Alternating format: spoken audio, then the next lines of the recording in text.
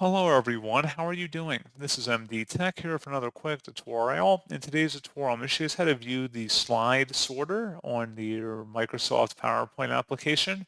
So this should hopefully be a pretty straightforward process, guys. And without further ado, let's go ahead and jump straight into it. So all you have to do is open up PowerPoint and select the View tab at the top.